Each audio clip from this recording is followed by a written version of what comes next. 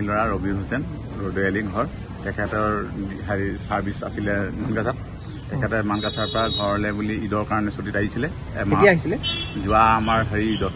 ডাঙৰ ঈদ আছিলে যে তেতিয়া আহিছিলে ৰবিল হুছেইন তেখেতৰ ঘৰলৈ ঈদৰ ছুটীত আহিছিলে অহাৰ পাছত তেখেত কৰ্মৰত মানগাছাত আছিল মানগাছাৰ পৰা ঘৰলৈ এমাহৰ ছুটীত আহিছিলে তেখেতে এপিবিয়ান 26 এপিবিয়ান তেখেতে ঘৰত থকা অৱস্থাত তেখেতৰ দ্বিতীয়গৰাকী পৰিবাৰে আৰু ল'ৰাই আৰু তেখেতৰ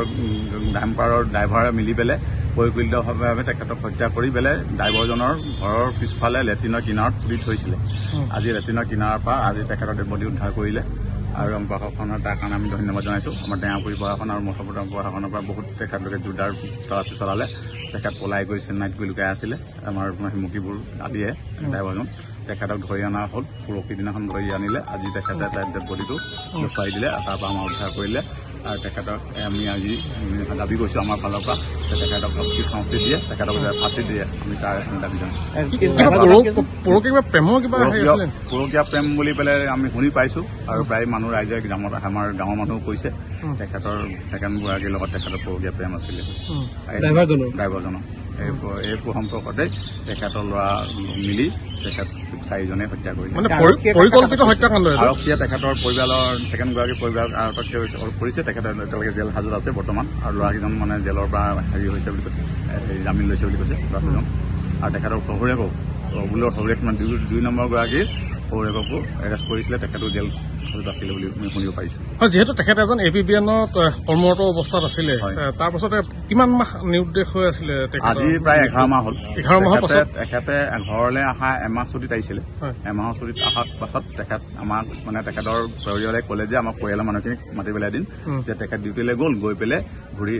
ফোন এটা মৰা নাই ফোন মাৰিছোঁ আমি চুইচ অফ পাইছোঁ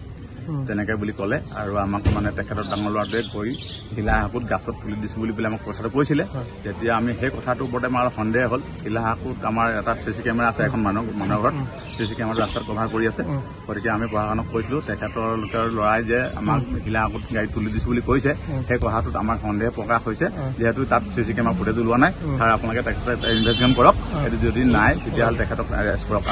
শেষত আপোনালোকে কেনেকৈ গম পালে যে এই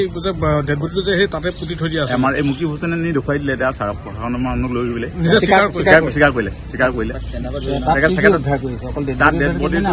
তেখেতৰ ডেড বডিটো গোটেই লং পেণ্ট আৰু বেল্ট চব পাইছে ডেড বডি হাৰ্ডি মুৰ্দি পাইছে মোবাইলটো নাই পোৱা মোবাইলটো আগৰ পৰাই চেন্নাইৰ পৰা ধৰি পলাই আছিলে কেনেকুৱা শাস্তি পোৱাটো বিচাৰে আপোনালোকে আমি তেখেতক ফাঁচি দিয়াটো আমি বিচাৰোঁ আপুনি বিচৰা বাতৰি পাব কেৱল নিউজ 18 এপত নিউজ 18 এপ ডাউনলোড কৰিবলৈ স্ক্যান কৰক এই QR কোড গুগল প্লে ষ্টৰতো পাব এই নিউজ 18 এপ